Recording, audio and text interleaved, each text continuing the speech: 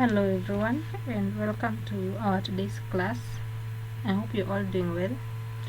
So just a recap of what we did yesterday. We covered on installation and download and installation of SQL, and also we went through a number of basic terms that we're going to be using throughout the course. Just a mention of the same. Most important part is the database, what generally database is, and we say that a database is how our data is organized, so that it is easily accessed and also managed. And the other thing was how we get to our MySQL, and we say that this is a software from the database management system, in this case a relational database management system, which I said is where databases are stored in form of a table.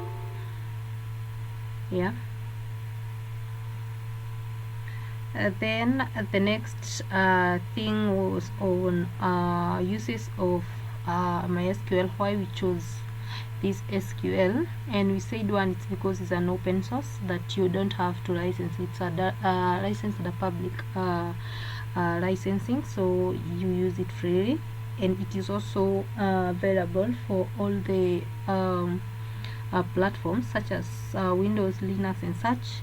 And we said also high availability. It gives an opportunity whereby you can run long lines of commands, and then we also said it's reliable as well, because you can be able to recover your data. Another common terms is that at the end of the command line, we said we add a semicolon so that you separate that line of command line to the next. And then we talked about a number of operators such as arithmetic. We had logical comparison, where you're comparing variables. We also had bitwise operators. Thereafter we talked about the comments that we're going to be using, how we're going to be writing comments in SQL. So this is the last view we had, whereby you are having your SQL. I'll mention a number of things at this point before we start writing our commands. We have 4 sections, of course. So we're having our navigator, and we said on the lower part of the navigator we have the administration area, and you also have the schema, and at most cases you're going to be under schema so that we're able to have a view of our databases. We have the command area. This is the query area, where we're going to be typing our queries and execute them as well, and we're going to be executing them. I hope you can see my mouse. Let me try and increase the size of my screen just a little bit. Yes, Jesse? How have you launched your SQL?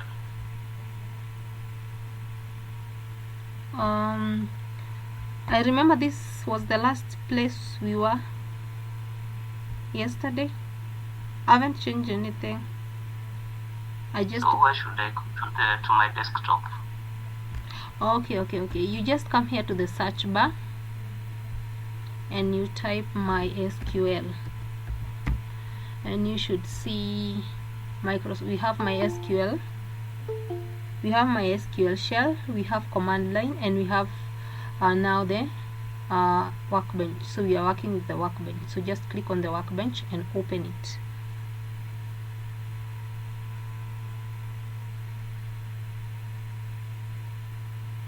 Is that clear?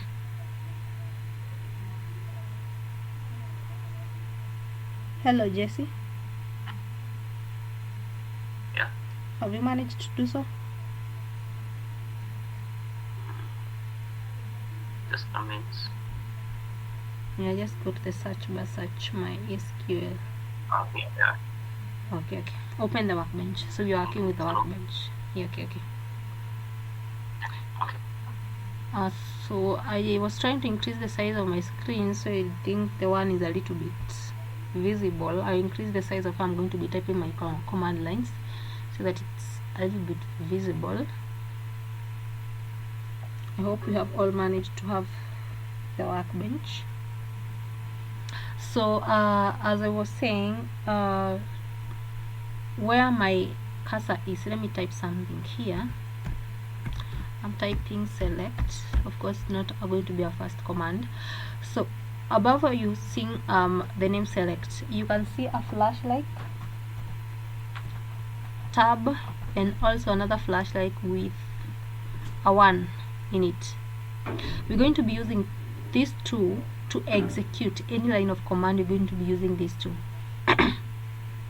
I'll give the difference between them, both of them. In the first one, when you execute a line of command using the first execute button, you execute all the command lines in this query file. So it doesn't matter where your cursor is. If you execute it, executes everything. Again, on the second execute button, it executes just where your mouse is, where your cursor is. If you execute, that will be the only line that will be read. That's on the execute tab. Another tab you're going to be using on the same line towards the end, where my mouse is, this broom-like icon. It's called the beautifier. You're going to be seeing how to use it once you have been reached to a point where you're writing long lines of commands. So we beautify. We use the beautifier to shorten the line or to align the command lines anew, which will make your work a little bit attractive. Yes. Yesterday, what I said about the select statement, let me leave it at such. The select right now and selects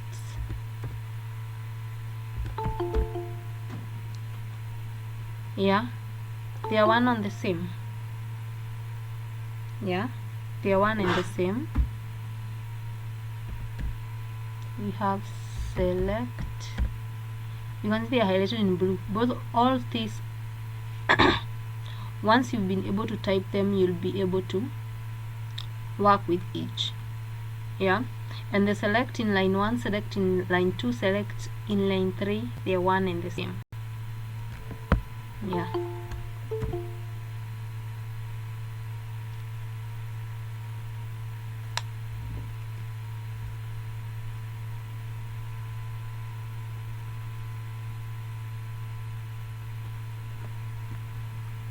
Okay, so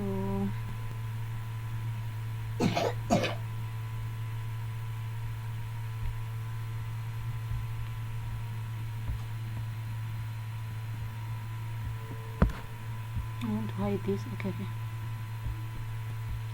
that's better. To the file tab, when I click on the file tab, we have new model. We're going to be using new query. For example, you can see we have SQL file.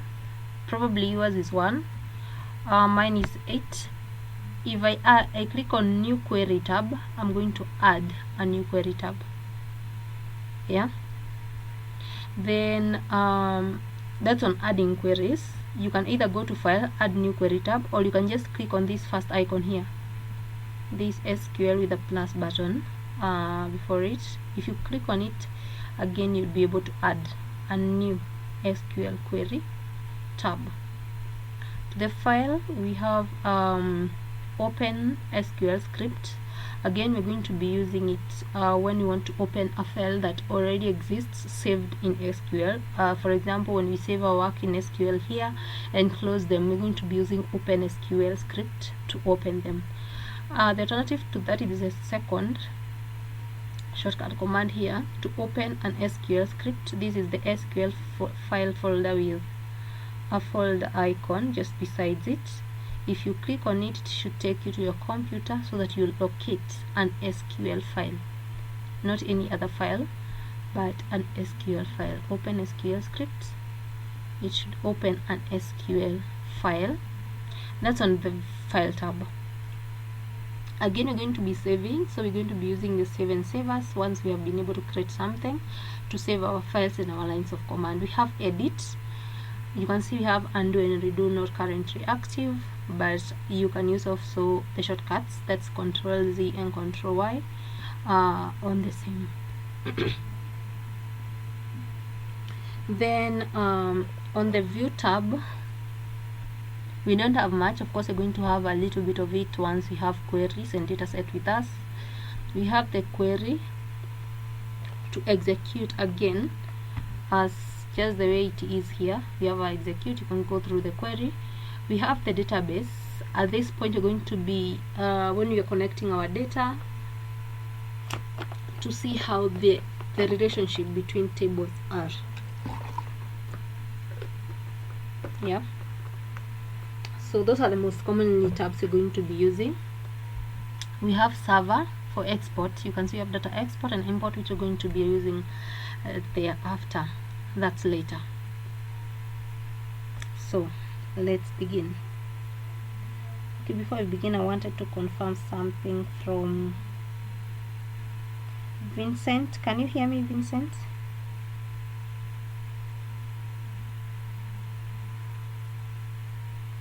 Hello, Vincent.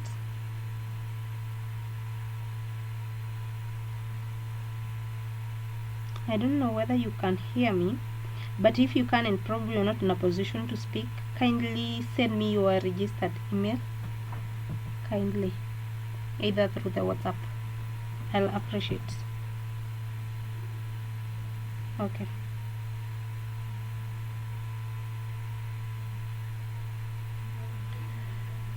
So we're going to begin with the first command line. Of course, is creating.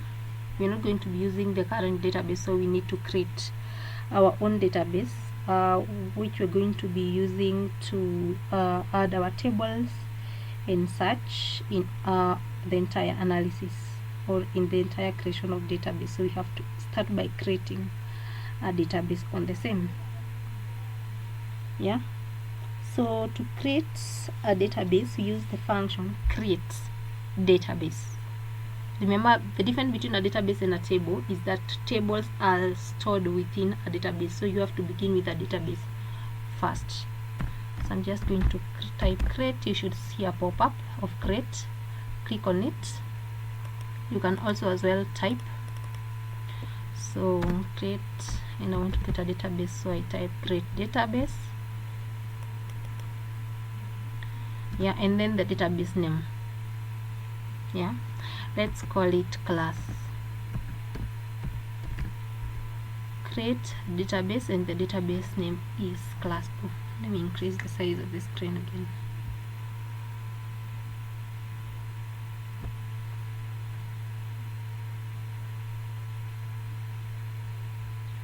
I hope that's better.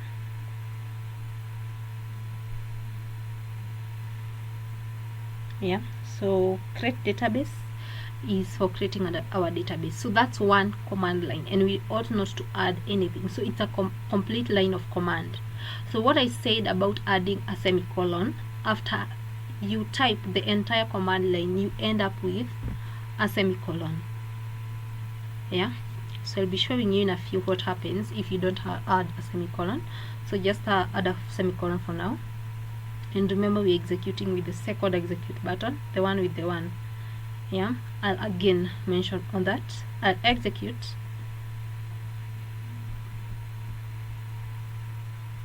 and on the lower section, that's line 2. Forget about line 1. Yeah, I had previously deleted a database, so yeah.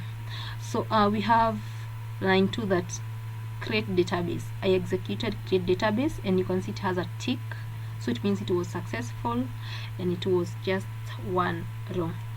Yeah, so after creating this database, it should be visible on our schema, but yet you can't see the database class because that's how we called it under the schema. So how do you make it visible? There are two ways to go about it. You refresh the navigator schema by either using this motion like icon. I don't know whether you can see them. Just next to the right of the schema name, you'll see this motion like arrows, or you can just put your mouse on this area schema area, you right click and you'll see refresh all. Either way, you should be able to refresh the schema and the new created database will be visible. So I'll click on the motion like, and now you can see we have two databases, the SIS that was previously with us, and now we have another database called class. So we have created our own database and we are going to be using it. I'll click enter and type a second line of command. So we want to run our next line of command, for example creating tables, and we want to create them in class database we just created.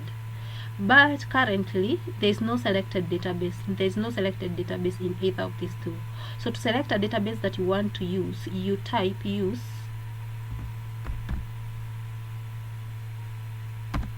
and then the database name, use class, yeah, and you execute that. What happened after executing the use class? You can see now the class database is bold.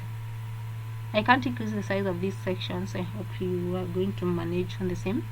You can see we have class, it's bold.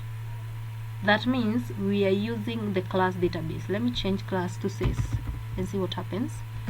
SIS, I'll execute, and you can see now we have the SIS bold, the name of the database. We have class database and we have SIS. Of course, every database has the tables within it. We have the view, sort procedure.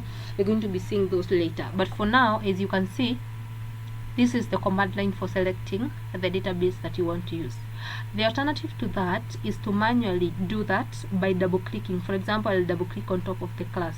Currently SIS is bold and I want to use class, so I'll double click on class and it is selected, and you can see we having class being bold.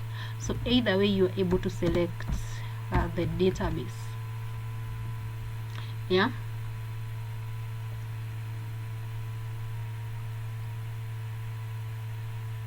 So the next thing after creating a database is definitely creating a table, yeah. You can create multiple databases, but remember each database should have a unique name. Okay, then before I continue, let me mention something. The reason I said we're not going to be using the first execute button unless you're executing the entire lines, every lines that exist. If I try to run this using the first execute button, it will run create database, it will run use database once at the same time.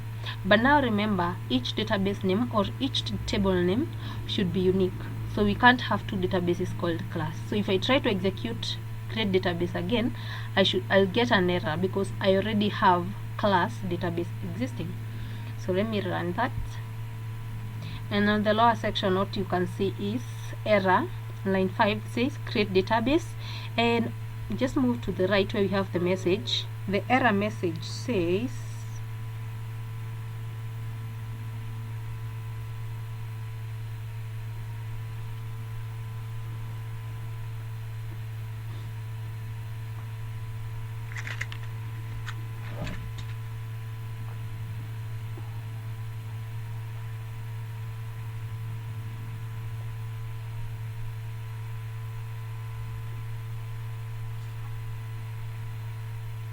okay, as I was saying, if you check on the error message, it says can't create database class database exists, because every database name, it should be unique and not a duplicate.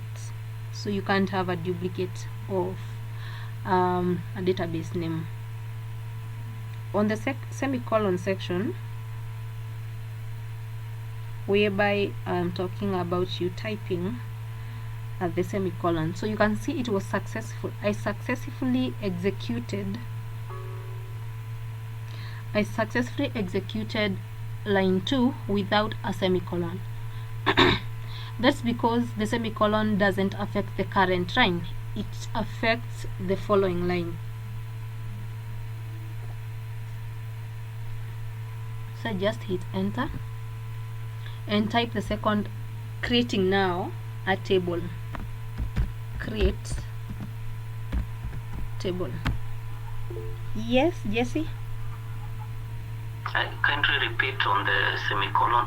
It affects what? It affects the following line. Now the line I'm typing. So let me just. The first one or the second one or the third one? No, I'm having the semicolon in the first line. That means the first line is complete. But now the second line, use database, because this is a new command line. I didn't add a semicolon and it's necessary at this point. So I'm typing the third line so that you're able to see what happens if you miss a semicolon on the previous line of command.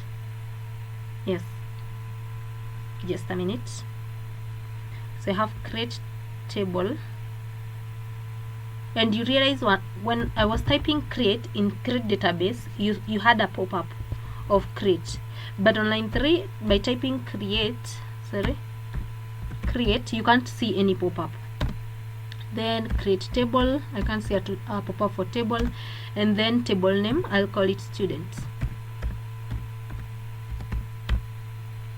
Yeah, of course the other features we're going to be adding at this point, but as you see, the error is where we're having create.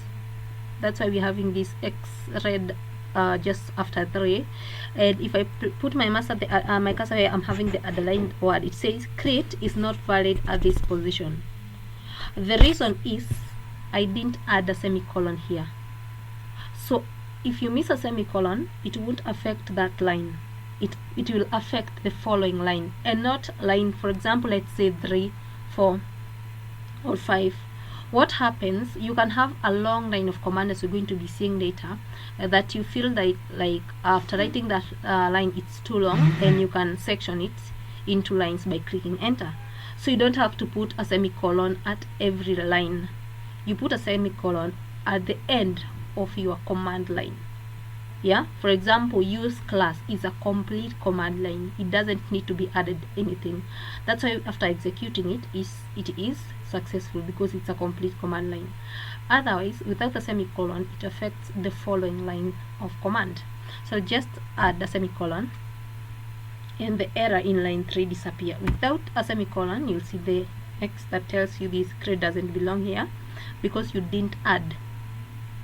Now what SQL is assuming is that from where we're having use class, create table student, it's a one line of command. It is assuming it's one, of which it is not one line. So you need to close the first line, that's use class, with a semicolon, so that you have now your line 3 ready and no error. Is that clear?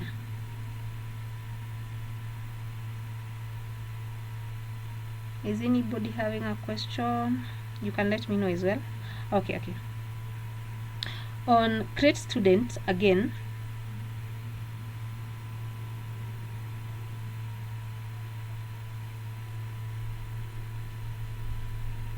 on create student, we're going to be identifying, when you're creating a table, you just don't create a table. You create a table with columns. Every table, a table is called a table if it contains columns, and then within those columns you're going to have some entries. Yeah, so what you're supposed to do is identify the columns necessary for your data entry at this point. Excuse me just a minute.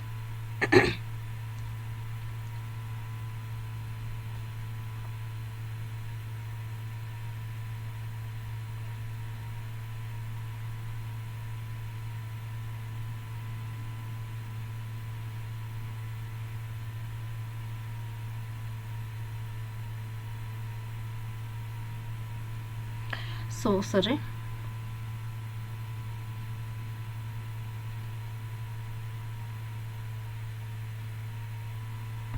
And this is how we go about data types. Yeah. This is how we go about data types. After you can create student is the table name. You open brackets so that now you identify or you indicate the columns that you want. For example, you can have the student ID, we can have their names, let's say just names, or first name and last name. You can have a column for their age and such. So just type ID number, I'll have ID, and another rule on the same For example, I can't have a column name called ID number, like a two-word name. You can't, unless you type it as one that way, or you use an underscore to separate. Yeah, once you type the table column name, what follows is the data type. For example, yesterday we talked about integers, where we had numerics, where we had integers and double. We had string, and under string we had the character and variable character, and also we had the date and time. Yeah, so in our case here, where we're having ID numbers are generally integers, and integers are abbreviated by int for integer. So you'll see a pop-up keyword for integer. That's the first one. So what we are saying here is we are creating a column name, ID number, and the entries within them are numerics, in this case whole numbers, ID numbers. Let's add a second variable, first name. Let me just type in small letters, first name.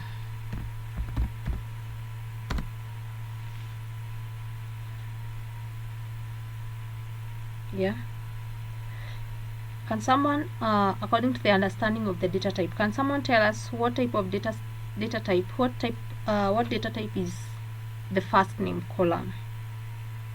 You can just unmute or raise your hands.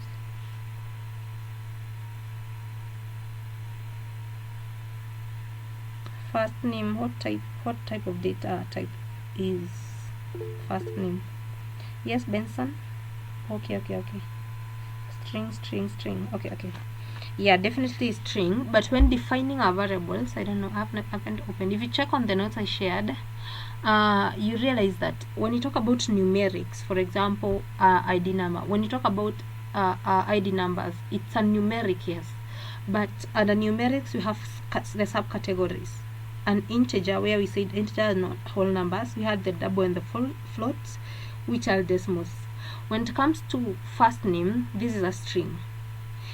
It being a string, it also add either the variable, where we used var, var, or a variable character. And the difference between the two, we say that the variable, the length is fixed, but with the variable character, that's the varchar, the length is not fixed. So we don't want a fixed length, so we're going to be using variable character type of data. So I'll just type here, you should see a pop-up varchar for variable character. So first name is a variable character, then you should open the brackets and just give an approximate maximum length of the variable character. Let's say the longest name will have 255 characters, and that's how you end the first name. We didn't identify the length of numerics, that's integer, which in most cases doesn't happen, but when dealing with character or variable character, you have to indicate the length. That's why we are typing to the 255. So someone could be asking, how do we know the length of the names? How did I come with 255? It depends with the name you're having. Of course, when you're entering the data set, you're creating a table, you already have the data, you know the length of the names that you're working with. So you can have a length of, let's say, 155, 100, depending on the names you'll be entering. Yeah, so that does, but it's recommended you type a higher number, so that if someone's name exceeds 155 characters, that name won't be limited. So yes, that's the reason. That's on first name. We can just work with first name for now. Then I'll add age. What type of data is age? Again, you can add as a comment, or you can unmute. Integer, yes, it's integer. Yeah, unless you're working with months, but in most cases you've worked with data, you realize we work with whole numbers. So once you have created your columns. Of course, you can have different columns and multiple of them depending on the data you're working with. Once you've keyed in your data, that's the create table, the table name, and the columns, you just close. We're going to see later how you create and add the entries, but for now we're not going to be adding any entries. So I'll close the bracket I started with here before ID. I'm closing it to the end so that my command line is complete, and then add a semicolon to close that line of command. So what I was saying, for example, this line you might feel that this line is long and probably you want to minimize it. You can just put your cursor where we have the comma, click enter. But now you don't add a semicolon in line 3, because line 3 and line 4 it's one command line, so you can only add a semicolon where you're closing the command line, not at the end of every line. Just in case I've confused someone, you can let me know if you're not clear on that. So that's how we go about it. Otherwise, if the line it's not long, you can just leave it as one line and you have your entries. Let's execute line 3 by, of course, the second execute tab. It was successful. You can see at this check that says create table student with these columns and no 0 row affected. So I'll type, just hit enter so that we can see the structure of the table. You have the structure, or you can just select. Let me just type select as I look for the keyword for the structure of the table. Select, and for example, if you want to select all the columns in a table, we don't type select all. We type select all is abbreviated by the use of the asterisk. This star here, this asterisk, it means all. So the statement here says select all the columns. From where are we selecting this? From the table we created. The table name is student. So select all from student, close the semicolon. So what we're going to be seeing is just the columns for now, because we don't have any entries, but just in case later when we add the entries, we're going to see how the display is with entries. So I'll execute again, and you can see the result grid here.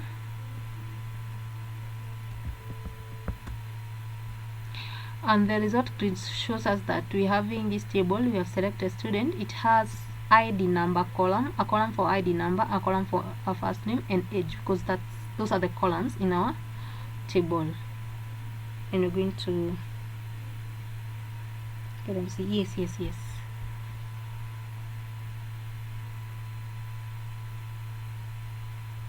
Yes, thank you, Benson.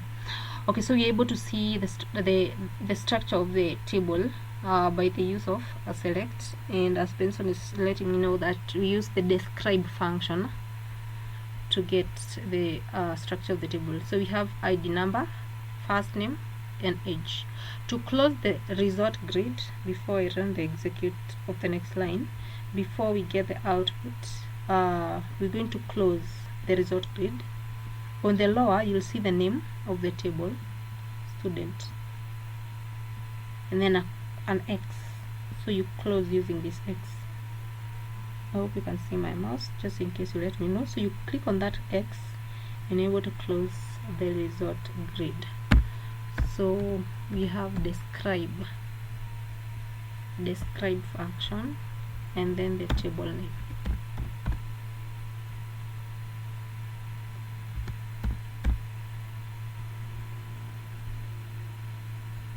And as you can see, we have the table result. So we're having ID number. Of course, we're going to be seeing about the type. We can see null. We're going to be talking about nulls right away, and the keys involved. For now, it's just the columns and we said the columns are known as fields. And then the types we have been using, we have ID number, it's an integer, first name is a variable character, and age is an integer. And you close the same result screen by the use of the X at the end. Yeah, so that was some work is supposed to cover on our yesterday's class. Unless you have a question, again, you can let me know. So I'll just go to our today's lesson. We're going to be working with advanced queries, and what we're going to be looking forward to is constraints. Yes, Chris?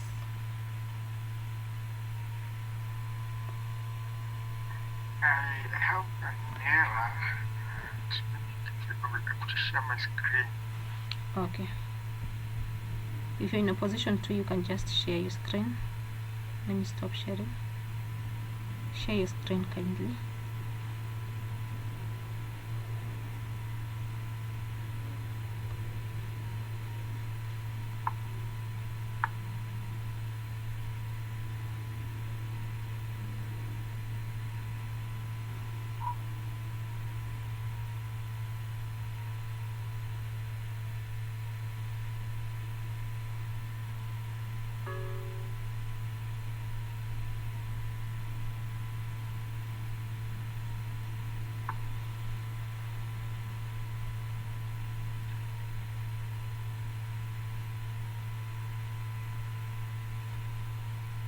So create database class. Okay, I want everybody to focus here. I've previously said, just a minute, I've previously said when you are executing any command line, don't execute with the first execute button, because if you execute with the first, it executes every line of commands. That's from create database. So you are getting an error from create database because it's re-executed, and you can't create a database with the same name. Can you execute with this flashlight tab with a 1 that's next to the... Can you hear me? Yes, I can hear you. Yeah, the second execute button. This flashlight just next to the one you were using to execute, the second one with a 1 on top of it. Yes. Yes. It's the table student. Okay, you have to put your mouse to where you're having create table student. Put your cursor there.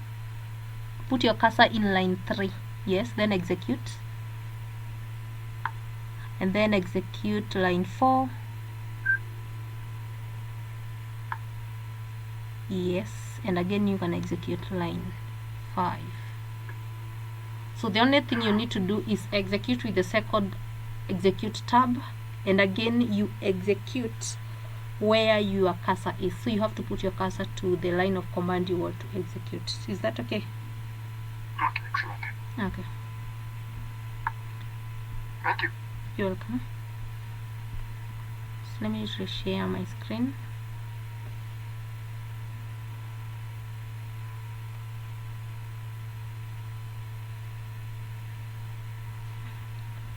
So I hope my screen is visible.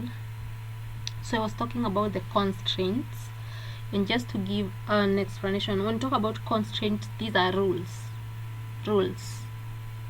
For example, I'll give just by the use of the table we are currently using.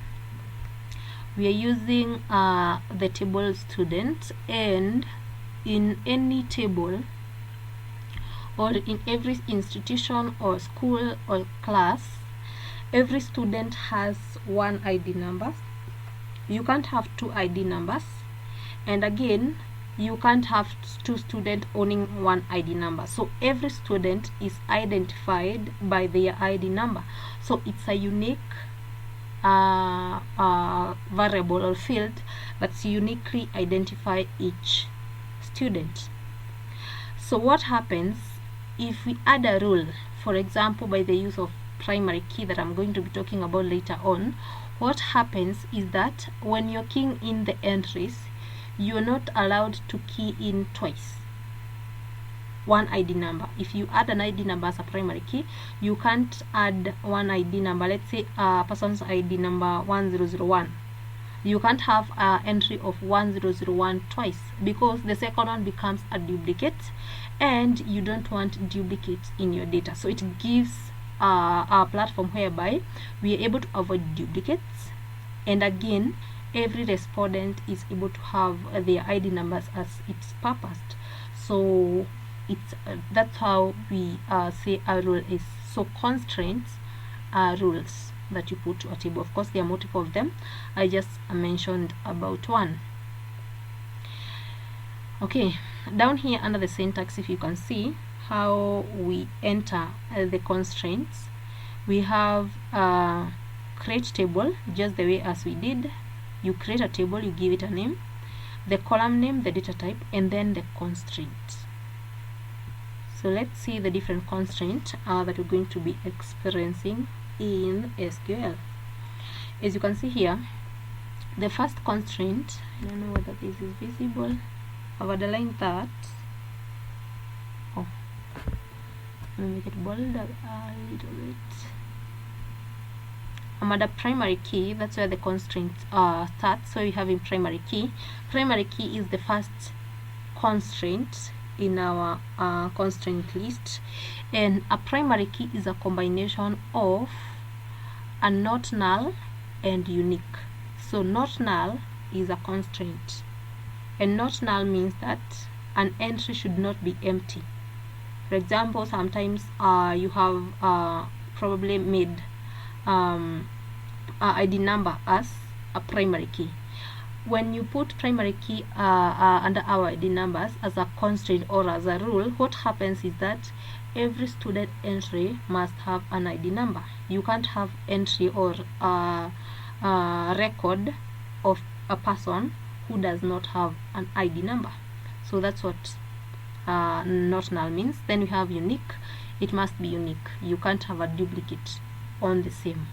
So primary key is a combination of these two, and what primary key does, it uniquely identifies each record or each row. Remember we said record are rows, so it uniquely identifies each row or each person, because these are entries of people in a table.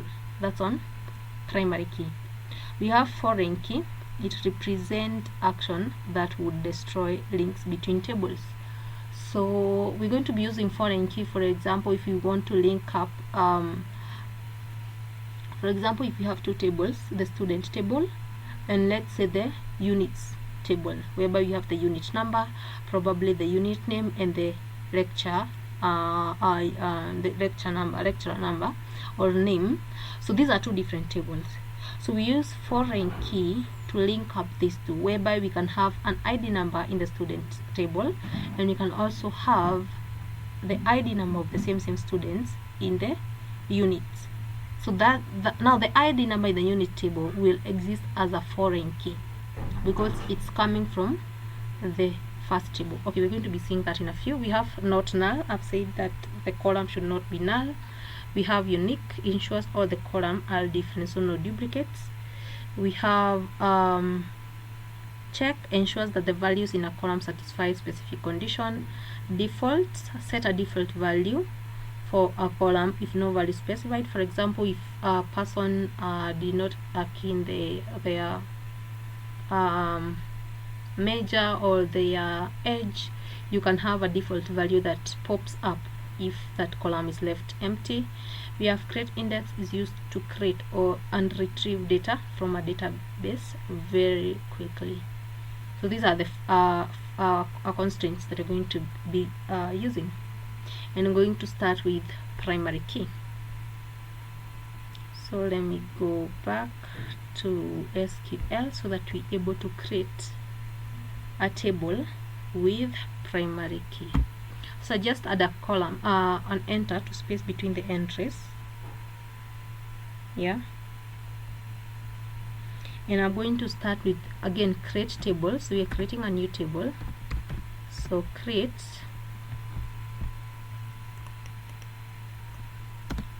table, and then the table name, I'll call it students. I hope you can see the difference. This is students, this is student. Yeah, because you can't create a table, a duplicate table, so again it have to be different. If I create student as the previous one, you'll get an error because it will be a duplicate. Every table name should be unique. Then of course we open at the entrance, you can have ID number, so ID underscore number. This is an integer, so int, add a comma, first name,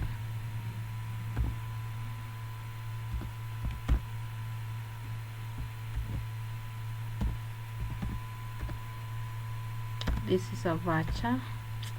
My V isn't really working, so just copy here.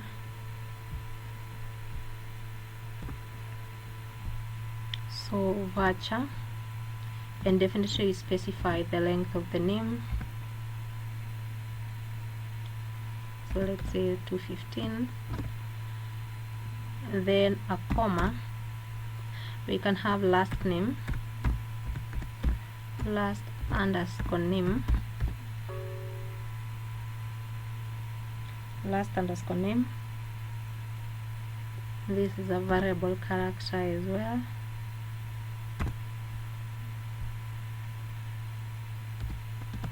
And the length, let's say 255. Yeah, so my line is so long, so probably I'll cut it at after first name, comma, I'll add enter, I'll just click enter. Then we have last name, the variable character in the length, add a comma. I just hit enter after the comma for variable character for first name. And then we have age,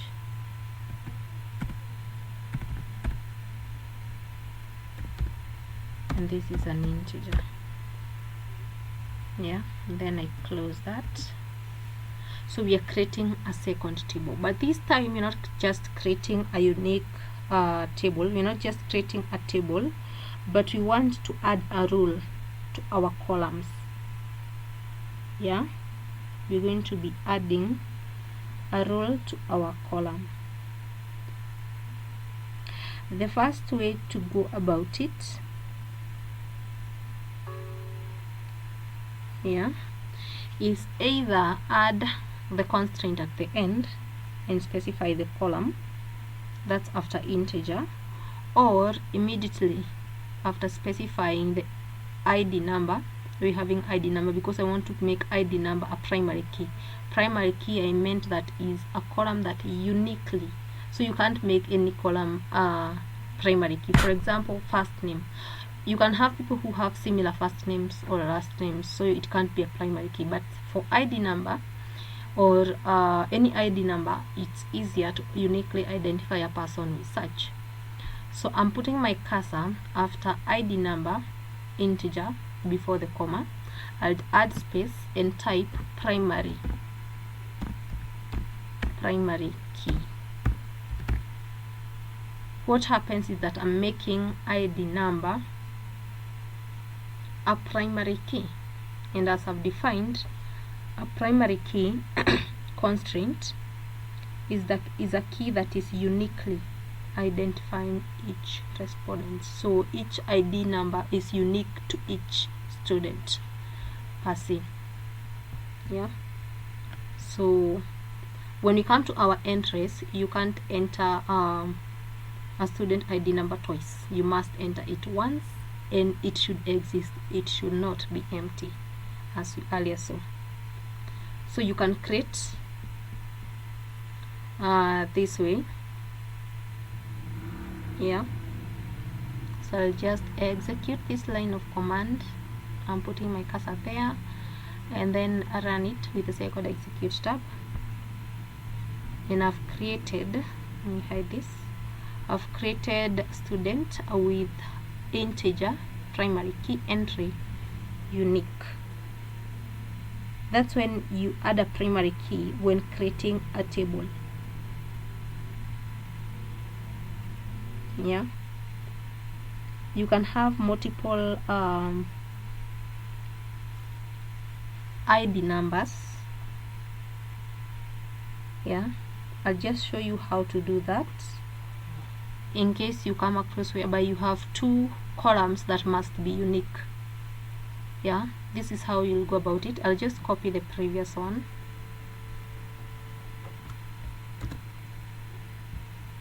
And paste it. I just add the semicolon, just close the first line of command, click enter. Let me space case. I'll paste it here. Yeah, and then what I'll do, I remove the primary key. So this is how the table was. So if you want to add multiple primary keys, you add it at the end of the lines of command, where after integer, in this case where we're having age. Of course you might not be having integer, probably you might be having a column heading is a variable character in the length, but in our case we're going to put our cursor where we're having integer after age. That point, add a comma, and then you type the primary key by the beginning of the function constraint. You must identify this is a constraint, this is a rule. Constraint. Remember, we are doing this because we want to add multiple columns to be primary keys. So constraints, use space, you give the constraint a name. The reason we're giving it a name is because it's more than one primary key we want to create at this point. So I'll just call it pk underscore students. You can give it any name, but definitely associating it with the table would be the best way to go. It's a primary key, so you must state it's a primary key. After you indicate the primary key command line, you just open the brackets and key in your list of primary keys. They can be 2, they can be 3, they can be 4, 5, and so on, depending on the entries in your table. The one thing to note is that not all tables can be primary key. Only those tables that are uniquely identifying a respondent. For example, to start with ID, I'll type ID underscore number, add a comma, and then key the second one. So let me use last name here. Let me use last name. Of course, sometimes last name are repeatedly similar, but I'm using it to show you how, just in case you come across a table or an entry whereby you have multiple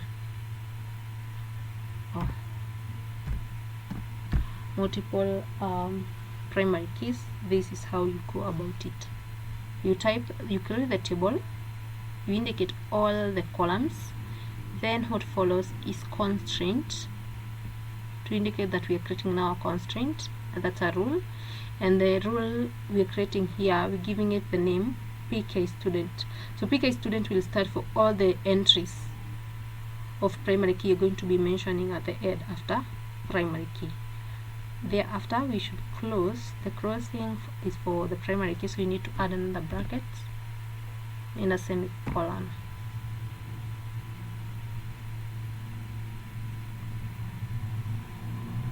Yeah, so that's when you're adding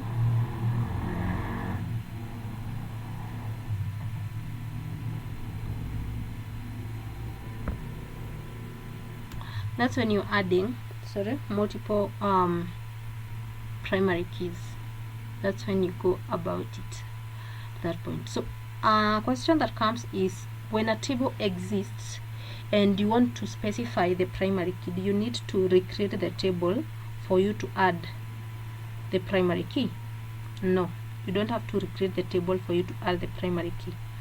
All you need to do is use the command line add, as I'm going to be doing. Probably, for example, we have the first table we created, student table. I'll just take you a step back. Line 3, where we're having create table, student ID number, first name and last name. This table don't have any rule. That means if I type a person's ID twice or thrice, this won't have any effect.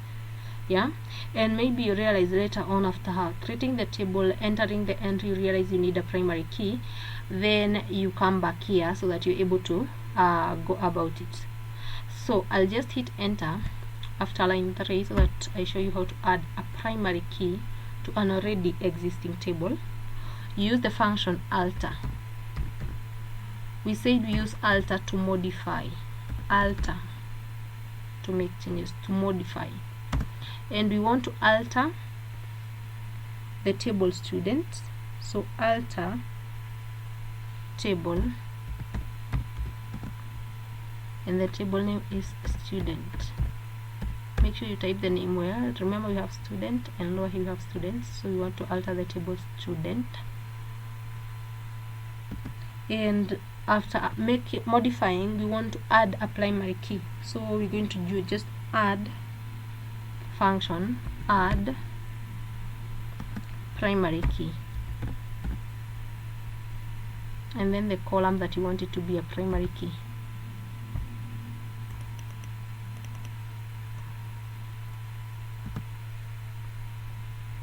Just open the brackets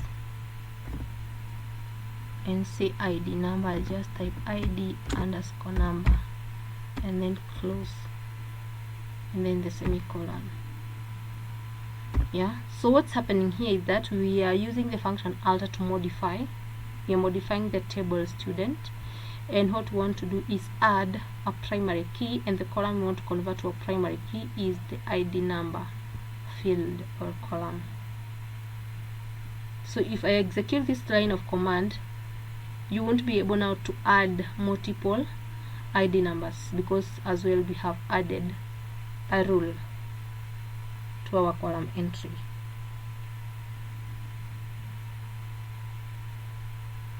Yeah, the difference between adding one primary key to an already existing table and to multiple, you must use the constraint function I've indicated down here. You'll have to indicate the constraint. You just say add constraint, the name of the table, for example primary key student, then primary key and the list of your entries. That's the difference between one primary key and multiple primary keys.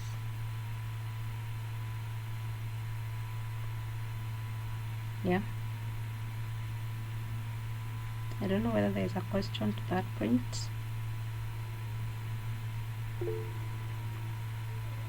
Yes, Michael.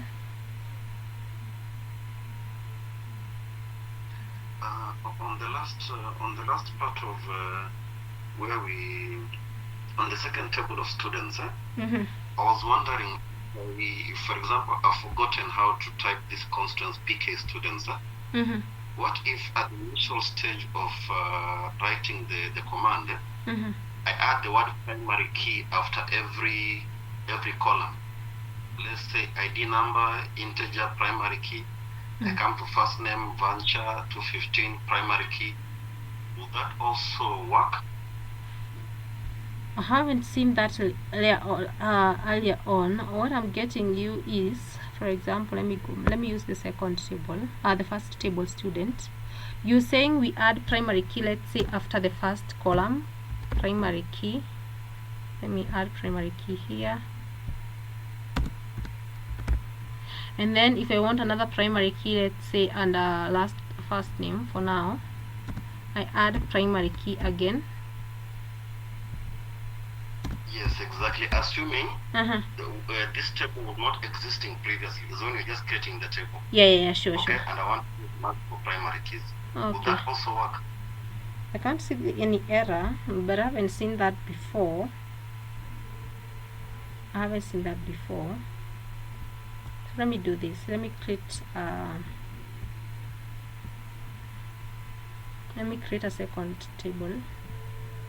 I'll copy this previous one and definitely change again I'll undo. We said we undo by holding control and just click on this so that you undo any change. Otherwise sorry,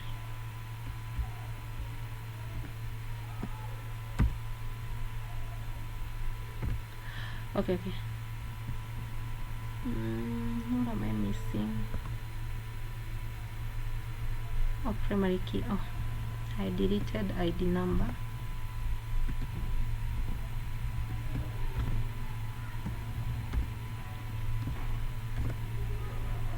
Okay, let me come here to the last line. I'll just click enter to create a space. Let me create a different table. Call it people. We'll call it people here.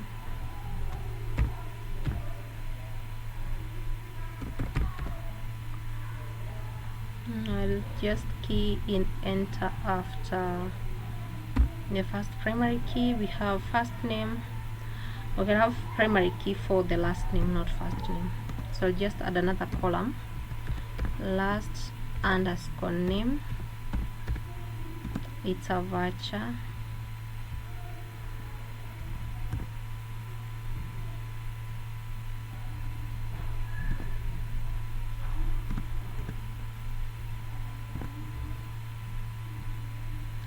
Sorry, variable character and the length.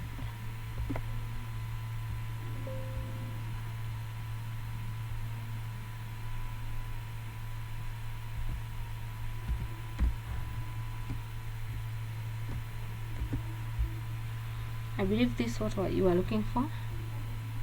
So let me execute and see.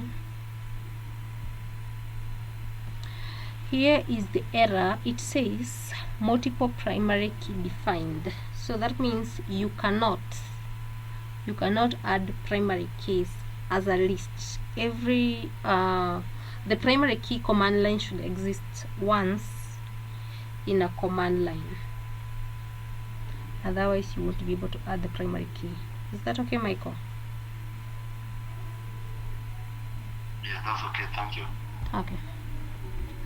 So let me remove this, the table for people, it's not necessary.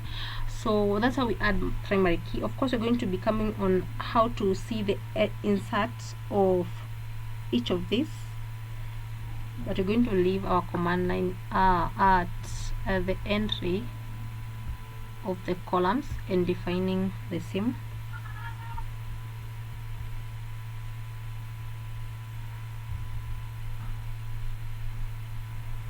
Okay. So the second constraint we're going to be looking forward to is the for. Hello, Michael, kindly unmute. Sorry, mute your mic. Okay, thank you. I was talking about the foreign key. Okay, before foreign key we have dropping the primary key. Just the way we added a primary key to a table, you can remove it if you no longer want it. Either the primary key was created by the use of the table when you are creating the table, or you just added it. Either way, you are able to drop it, yeah, by the use of the alter the table name and then drop. So you can just add the command line here.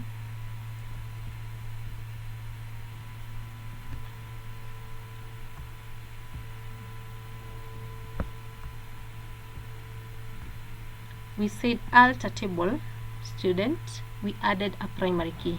Of course, I didn't execute this, so let me just execute it. But you can't see any effect right now. It was successful. To drop it after adding it, and I've said you can drop a primary key you added or a primary key that was created, like for example in students where we created a primary key when we were just creating a table. Either way, you are able to drop it by the use of the alter command line, alter table, and then what we want to do, of course, to the table name student is drop. We yesterday said that we use drop command line to delete To drop is to delete. So we want to delete the primary key we just added. So using drop. And we said we use delete command because it's there when we are dropping entries in a table. If you want to delete a table, we use drop table. If you want to delete a database, we use drop database. As the same case apply, we want to delete a primary key, again we drop primary key and any other constraint. So you want to drop a primary key, and we don't have to indicate it, it's just one, so it will drop any existing primary key in that command line. If you have a lot or a number of them and you just want to drop one, you either way specify the key. That's on dropping or deleting the primary key. So execute, again it's successful. So if I enter multiple entries and ID similar duplicates, it will be possible because we have dropped or deleted the primary key. Okay, let me show you something. I haven't added any comments. For example, you'll add on the previous work, for example constraint, when we started constraint, we want to work on foreign key, so probably we want to section this part as foreign key. So this is how you type a comment. You either use the minus, you type 2 minus and then space. If you don't space, it will exist as a command. You can see it's in black, and a comment should be in blue. So you type 2 minus and then space, and then we can type foreign key.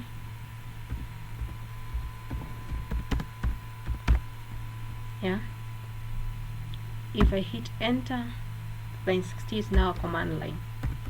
Yeah, so you're going to see again on how to use the other options. So this is the one way to add a comment, by the use of those 2 minus and then a space. Don't forget the space. Yeah, so on foreign key, a foreign key, as I already mentioned, is a constraint used to prevent actions that would destroy links between tables. And I give an example whereby, so basically we say a foreign key is a key that references a table to another. Yeah, for example, I give an example where you have two tables. One is the student table and a second one is the units the students are taking. What we have on the student table in our case here is the name of the ID number, the name of the student. We have their age and last name. Yeah, we can add a second table. Let's call it lecture. So create table, create table, the table name, just call it lecture. Yeah, and then the entries. So one, we can have the ID or lec ID, that's all, the lecture number or unit number, let me call it unit number, unit underscore number, that's an integer, comma, we can have the unit name, that's a variable character, varchar,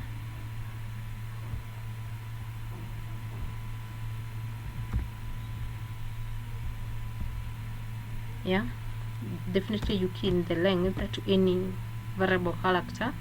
So let's say 100, add a comma. We can have another column,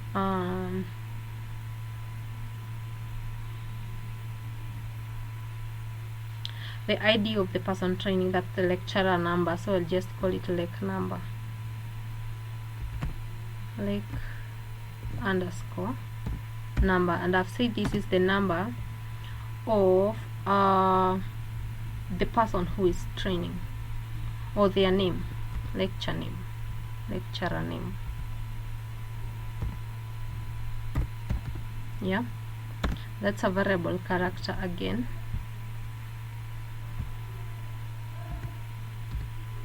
Varchar in the length.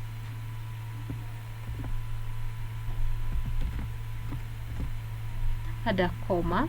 I'll hit enter and add another name, and that's the ID. That's the ID number.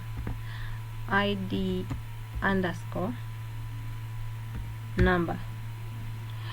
And the ID number I'm adding here, remember, it's not a new column. Yeah, it's not a new column in our tables, because we have a student table that has ID number. So this is a table, it's a column that already exists into another table, and in most cases we make a foreign key column. It must, for it to be a foreign key, but it must be a primary key of another table. For example, ID number here, it's an integer again, sorry, is a primary key of students table, is a primary key of students table. So in a lectures table, it exists as a foreign key because it's a key from another table, and it's referring us back to the student table. For example, let me give an example. For example, I've seen a unit and I want to see the student who are taking that student. To this point, I can only see their ID number. For example, if I want to see their name, I have to check on the ID number, mark on it, come to the student table and check that ID number so that I am able to see the name of the students who are taking that unit. So it refers us to a different, or rather to another table. Yeah, that's why it's called a foreign key, and it must be a primary key of another table. Yeah, so what I'm going to do, I'm just going to call it foreign key, where we're having ID number space and type foreign key.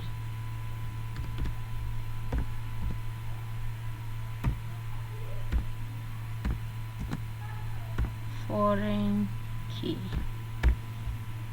Yeah, it's a key from another table.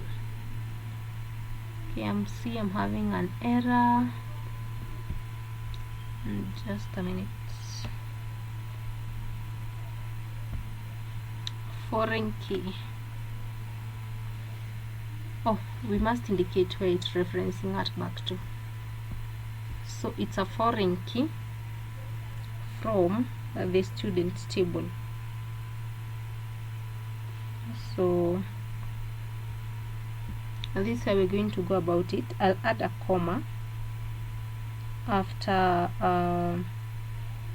ID number, then type foreign key into brackets.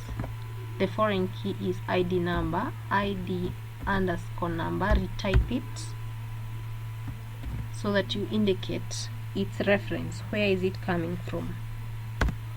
Reference, it references us back to students table here.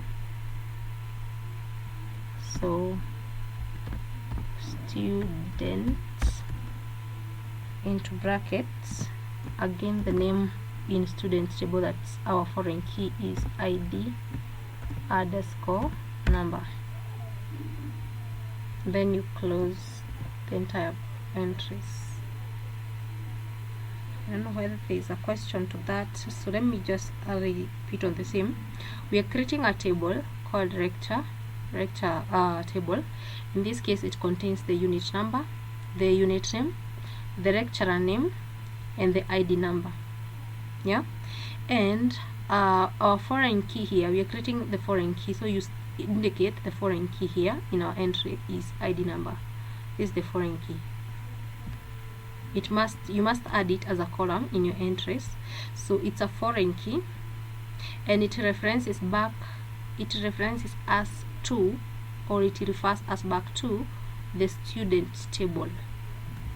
The student table, and the column again is ID number in the student table. That means this ID number contains or exists in both of the table, the current table lecture and the student table. That's the reference to our work.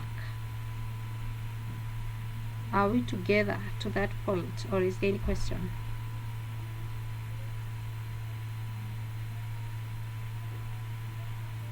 Are we okay? Can you hear me?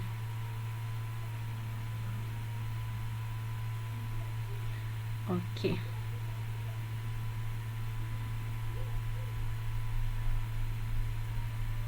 So just add a semicolon to the end and execute to create the table. On our end trace, you're going to see the link between the tables. Of course, we're going to see also how the link between the table helps us when we are extracting. Yeah, for example, if I may choose to extract the name of the student, that's the first name, their last name, and I want to see their unit. So I want to extract a table with first name, last name, and unit name. I can't be able to extract these two are from one table, first name and last name are from one table, but now the unit name is from a different table. You can only be able to extract all these three columns if the two tables are linked up by the use of our foreign key. Otherwise you won't be in a position to do so. Yeah, so foreign key is also important, and we can add a foreign key to an already existing table by the use of the command line alter table, add the foreign key, you specify it, you reference, and where it's coming from. Yeah, so just a minute.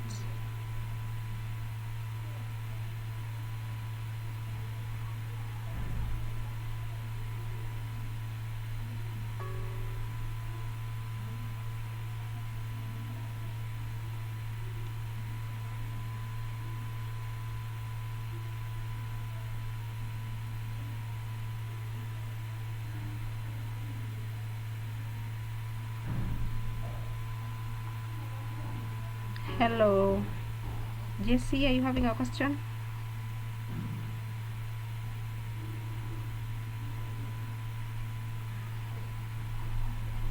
Sorry, I'm getting an error. When creating a foreign key or? On that, in creating table units. The lecture table.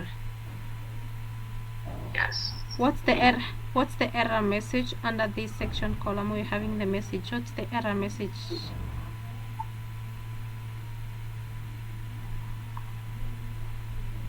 Actually, it's not showing up on that action output. Can I share my screen? Okay, you can share your screen. Let me stop sharing. Let me.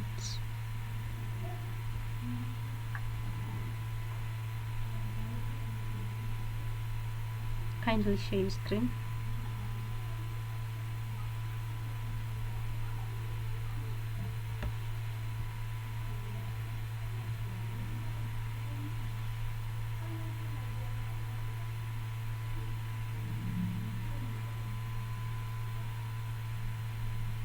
I don't know whether with Vincent can be able to hear me.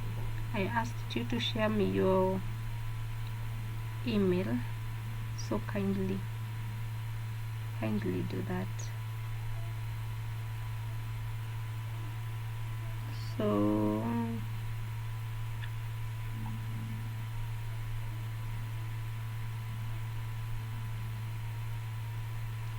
can you execute? Oh, you're having an error already. The error is caused by you didn't add a semicolon in line 13 when you created the table student. Okay. Yes. Yeah. Okay.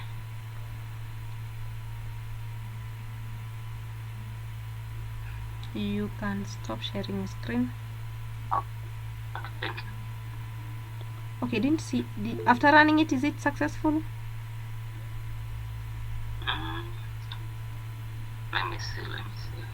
kindly execute it and No. let It yes. is still an error. Okay, can you reshare your It's still screen? an error. Okay, reshare your screen. Yes, Benson. That line 13. Why are we using PK underscore students? Okay, I said that's when you're giving your constraint. If you have multiple constraints, that's a primary key. If you have multiple of them, and I said you can use any name. We're using primary key because we were creating a primary key, so that's why I named it PK for primary key in the students table.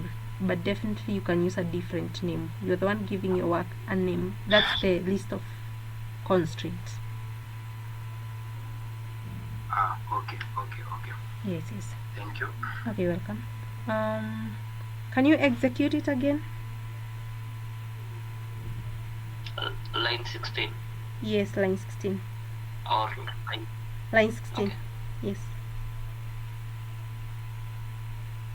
It's successful. Or what line? Line 12 is where you're saying you're having an error?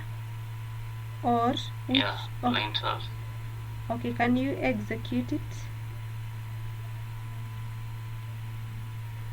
Oh, it says table student already exists. You already created it in line 9.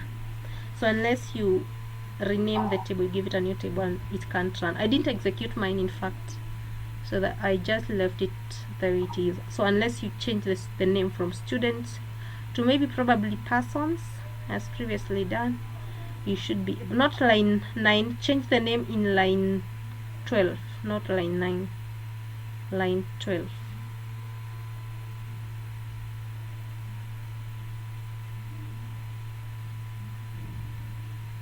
You can execute it now.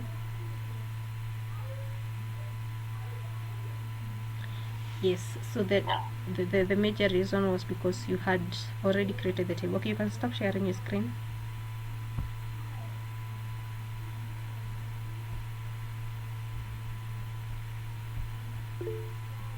Yes, Michael.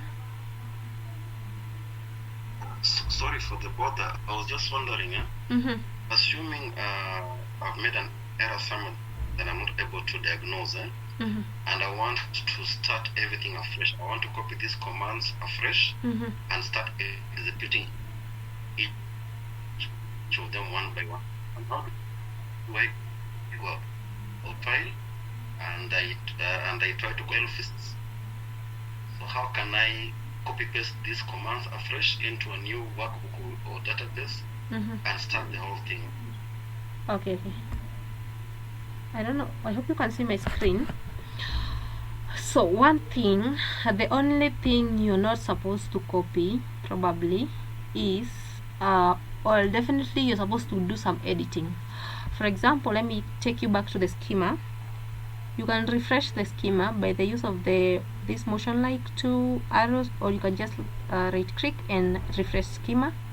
The reason we're refreshing the schema is so that we're able to see the tables. We have been creating tables, students, and such, the lecture table, but we haven't been able to see, we haven't viewed the tables. So under class database, you can see a drop down just beside tables. You click on that and you're able to see the tables we have created. We have created the lecture table, the student, and the students table, and the list continues. Continue adding them. So for you to redo the work, one, you must delete probably either the tables by the use of the drop, or you can just come to the table, right click and drop table. Otherwise you can just type the command line drop table and then the table name. For example, this way, to drop a table, to delete a table, you type drop table,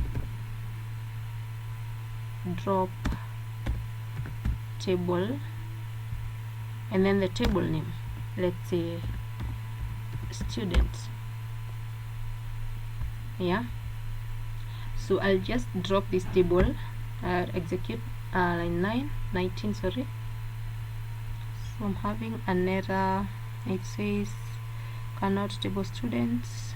Oh, it references. Okay, I used table 18, table students, it contains a primary key that's linking to foreign key.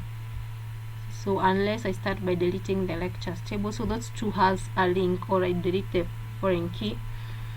So let me try student, just student. Yeah, it's deleted. So once I delete, of course you can see it's not visible on our table. So you're able to you delete all the tables or the entire. For example, I'll delete the entire. Right click, drop schema. Yes, drop it now. And now you can see we have dropped the schema, but we already again have our command line. Yeah, we have our command lines with us. So what I'm going to do is execute, but now I'll be having an error because I have students twice. So I should get an error in line 12 unless I remove line 12. The reason I'm removing line 12, I want to execute with the first command line where I'm able to execute everything. So let me do that so that I don't execute a line at a time. So I'll cut it and then I'll paste it later. I execute with the first command line. Why am I executing with the first execute tab?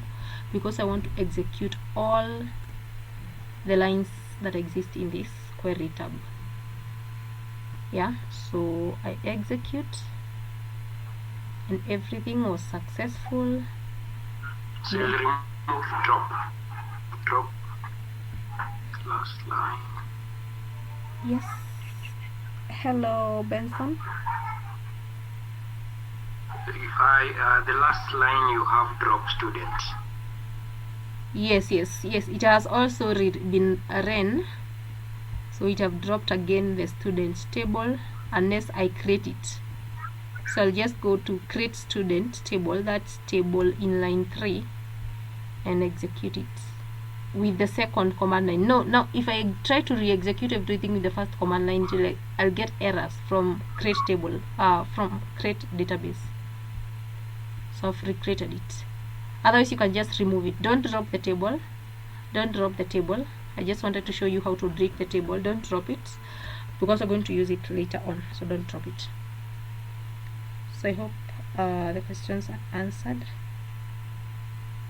Just in case, you can also let me know. So that's on foreign key. Yes, okay, so that's on foreign key. How Just saying thank you. Yes, Michael, I can't hear you well. Okay. I was saying thank you. Okay, welcome. You're welcome. Okay. So so let me see whether we have a constraint. Again, we have constraints such as unique and not null. Again, you can work with them at a time. Yeah, for example, I can create a table and I want every person to have their first name existing. Some people opt to not give their names, and I want my every entry, every person must have their first name. So I'll make sure I type not null in a table. So let me create a last table here by the use of create table. I'll call it persons, and then the entries I can have ID, which is an integer, and first name, first underscore name, it's a varchar,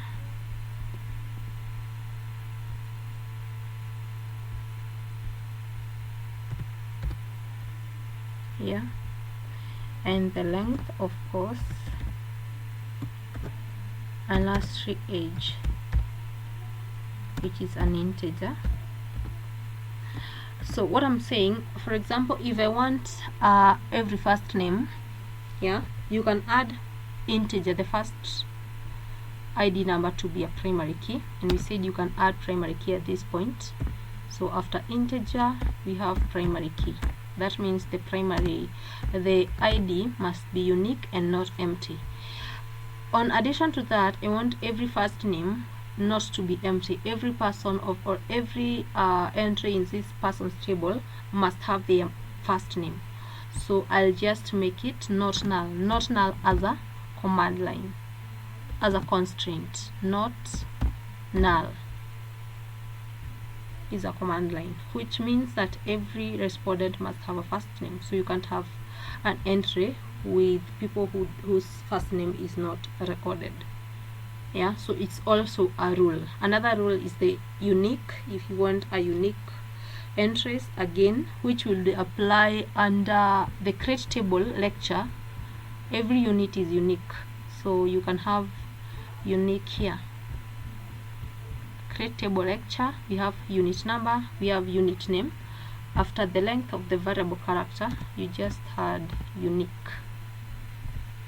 Again, you're able to add it as a constraint. To remove a constraint, you just type alter table and then the table name, drop.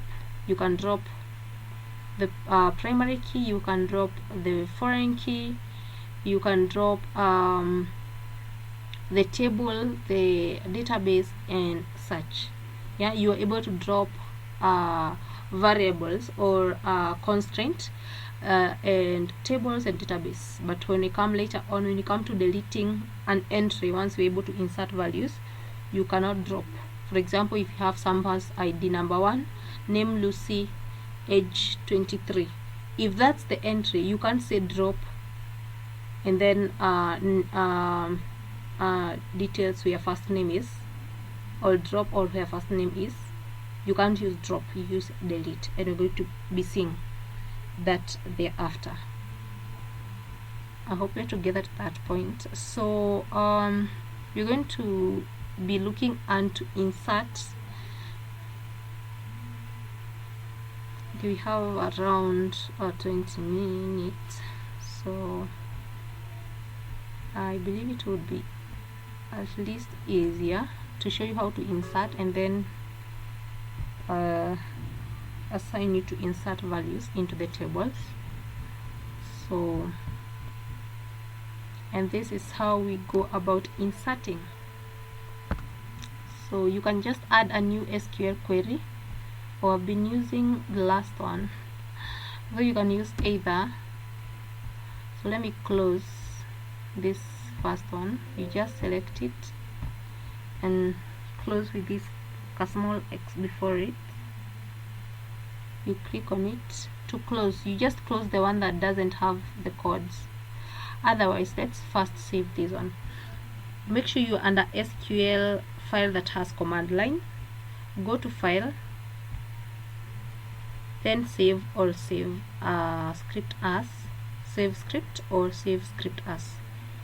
Yeah, click on one of them.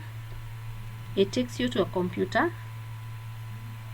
Again, you're supposed to choose the location where you want to save your file, where you can maybe probably be able to access it. Yeah, give it a name. Let's say create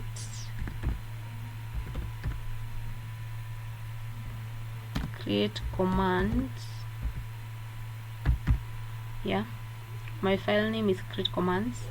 Once you give it a name, and make sure you have identified the path. From, in my case, I'm on a desktop SQL file or folder, that's why my work will be saved.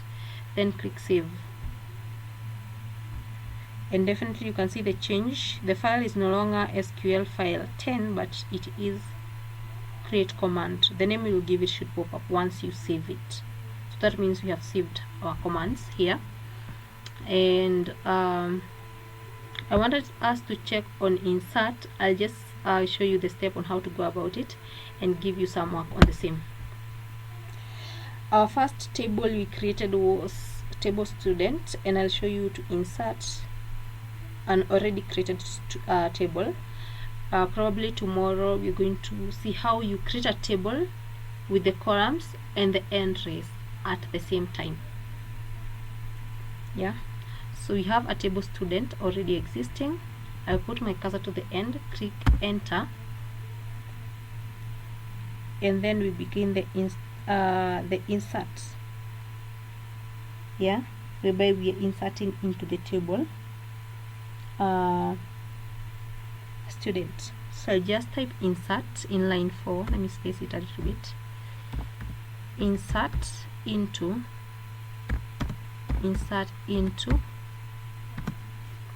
is the command line.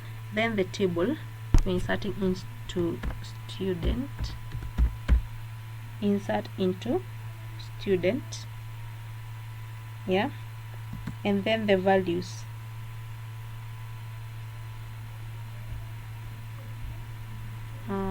Let me just type V at this point. So insert into student, and what we want to insert is value. So you'll see under value we have value and values. I've worked with value, I've worked with values, and haven't seen any error. So you can either use value or values, but because you're using many, in most cases you find the use of values, but haven't seen any challenge by using the value itself. So insert into student, and we want to insert values, open brackets, and start your entries.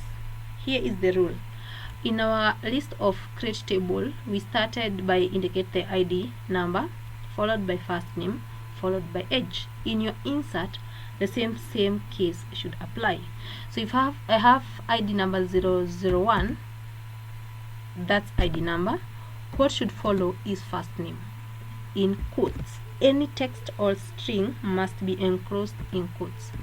So Lucy's first name, enclose again, and then a comma followed by now age, yeah,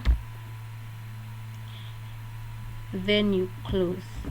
So insert into student, and we are inserting values, and the values are one, the ID number, we have the first name, we have the age. That's for one person. If you want to enter this for the second person, after closing the bracket you add a comma,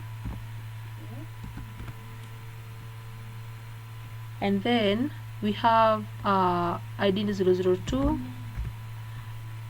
Sorry, I have to open the brackets first. 002, add a comma, then the name of now the second person,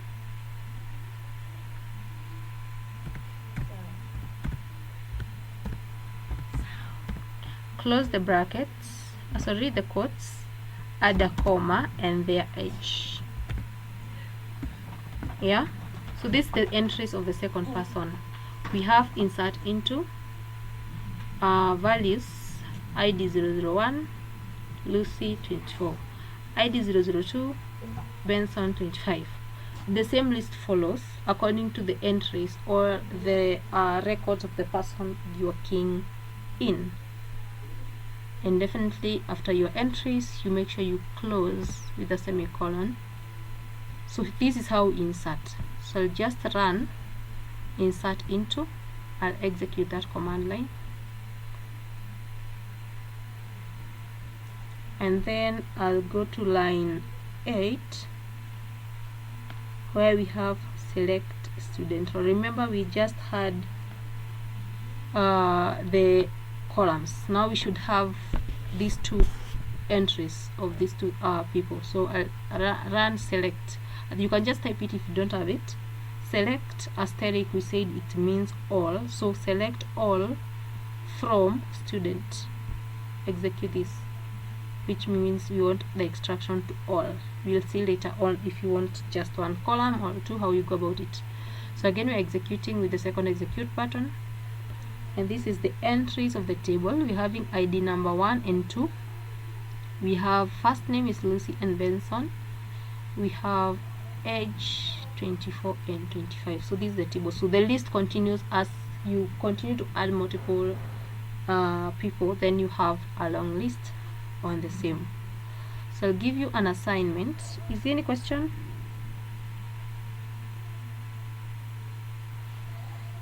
Okay, hope we are together to that point. Yes, Chris? At some point, my my work page, maybe if I could share it, what is that it I can't hear you. My work page changed and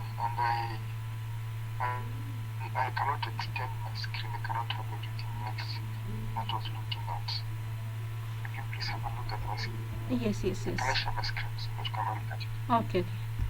So let me just stop sharing. Just share your screen. Kindly share your screen.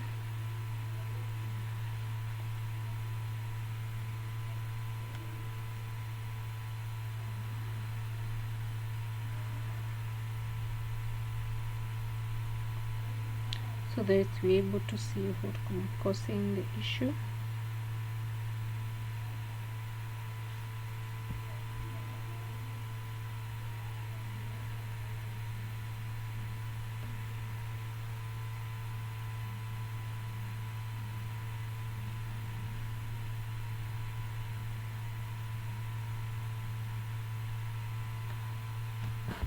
Yes, Chris.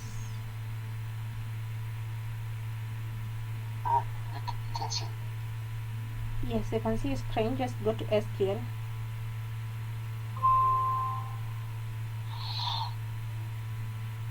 Okay, what's the question? Hello. Let me share. Okay.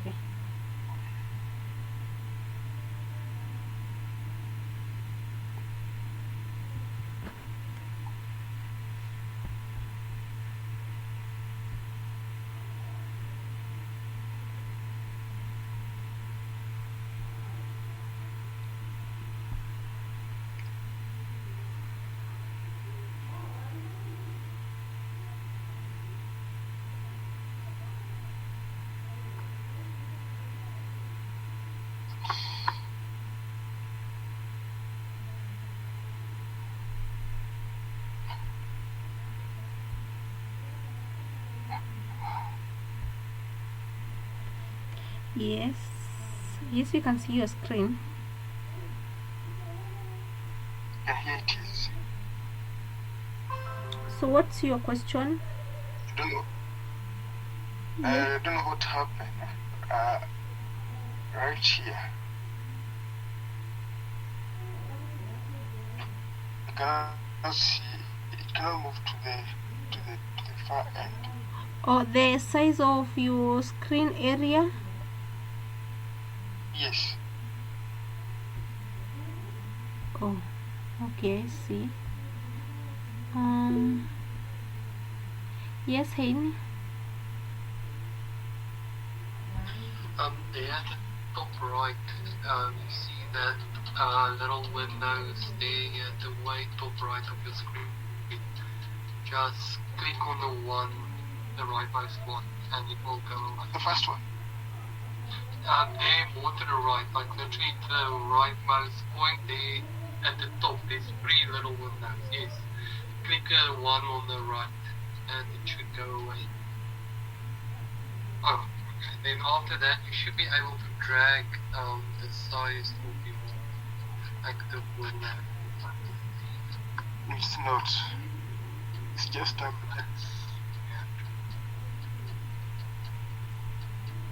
It's just stuck at that point. Okay, I'm trying to check on how we resize the size. Okay, I should probably just a minute.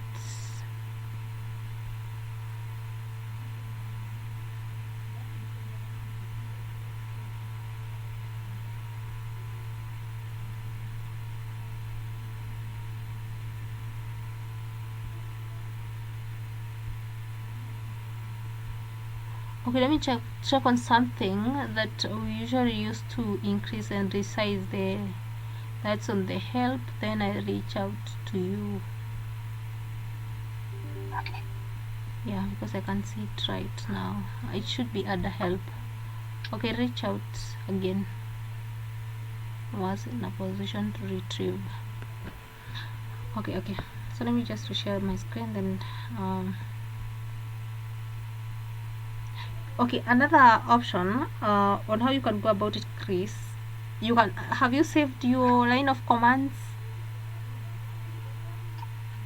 I just copied. Just paste it. Let me share my screen in a bit. So just go through the steps. I hope you can see my screen. Just go through the steps that we went through in saving. Just go to file, save or save as. Okay, I've already saved, so I have to go to save as. Save or save as, because you're saving it for the first time.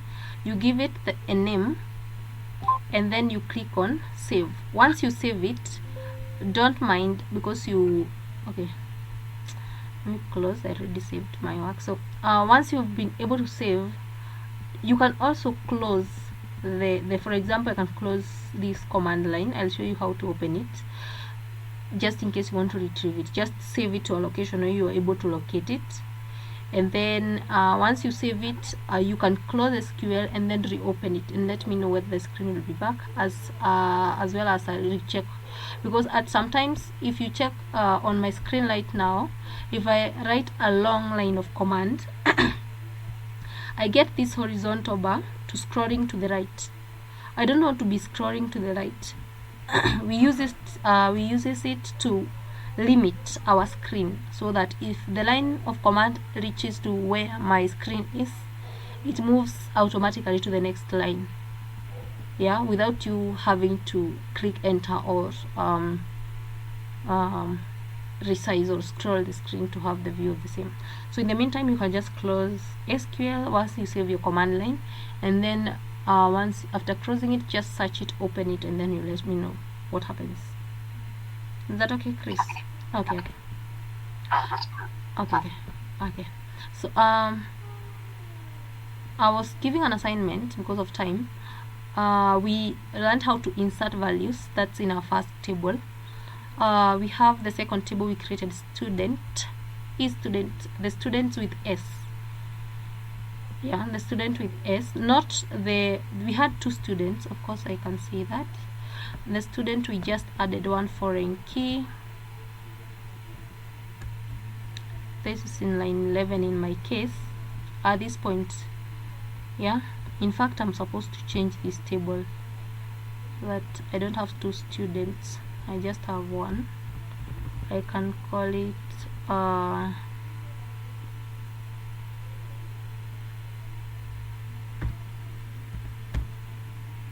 for students. Just give it a different name so that it stop affecting the student's name.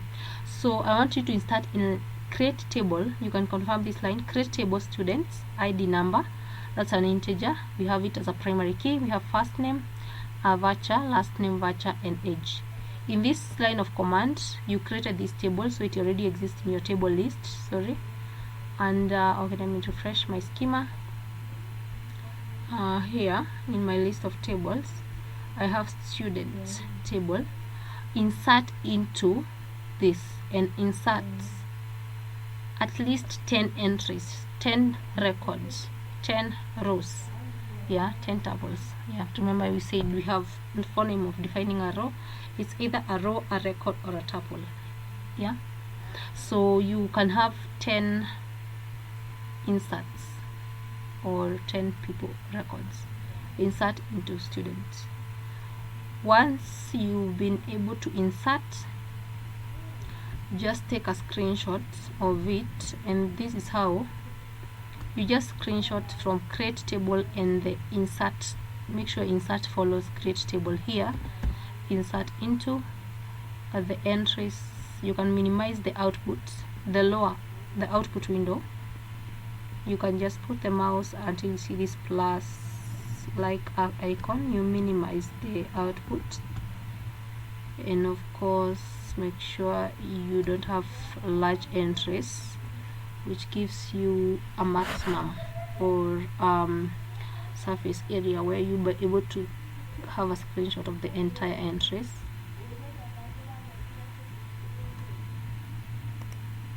Yeah, you can just minimize when you are typing your insert into. Once you're able to insert, just take a screenshot and share it to me before tomorrow's session. Are we together? Okay. You can let me know if you're stuck somewhere, if you're getting an error again, you let me know. Otherwise, have a nice evening. Yes, I don't know whether Vincent sent me his ID, sorry, his email. Vincent, if you can hear me, just let me know. Share me your email. Have a nice evening. Through WhatsApp or through Yes, through WhatsApp. Okay. Hello, Chris. Can you hear me?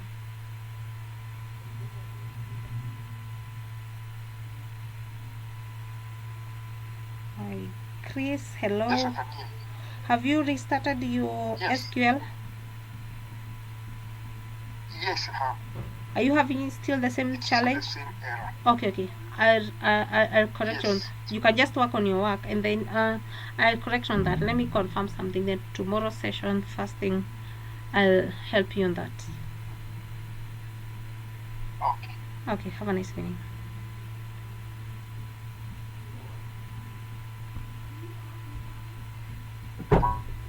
Bye.